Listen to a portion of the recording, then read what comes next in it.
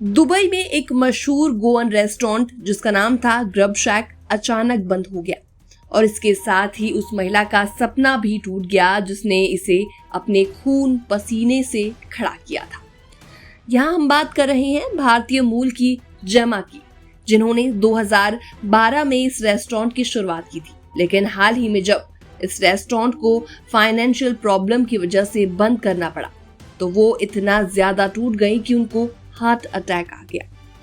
उनकी बेटी मरुष्का ने गल्फ न्यूज से बातचीत की और बताया कि मां इस शटडाउन से पूरी तरीके से बिखर गई थी। ये सिर्फ एक दुकान नहीं थी, ये उनकी लेगेसी, उनका सपना था। वो पिछले कई हफ्तों से अकेले इस तनाव को झेल रही थी। जेमा को तुरंत इमरजेंसी में हॉस्पिटल ले जाया गया जहां उनकी सर्जरी हुई। राहत वाली बात ये रही कि उनकी हालत फिलहाल स्टेबल है। इस रेस्टोरेंट की शुरुआत हुई थी सिर्फ 12 सीटों वाले एक छोटे से खाने के ठिकाने के रूप में। शारजाह जगह थी, लेकिन जेमा की मेहनत, घर जैसा खाना और प्यार से बनी गोवन डिशेस ने इसे एक कल्ट फेवरेट बना दिया। लोग अबू धाबी से सिर्फ टेक अवे के लिए आते थे। रेस्टोरेंट फुल रहता था हमेशा। लोग घंटों बाहर इंतजार करते थे क्योंकि खाना उन्हें अपने घर की याद दिलाता था।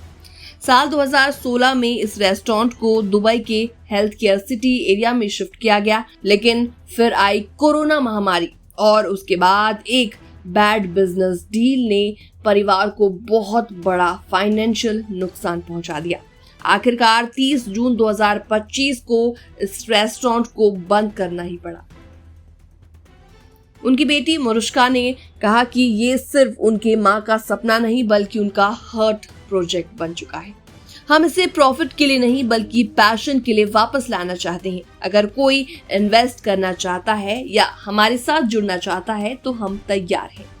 ये उनका स्टेटमेंट था। ग्रब शैक सिर्फ एक रेस्टोरेंट नहीं बल्कि वो जेमा का एक्सटेंडेड होम था।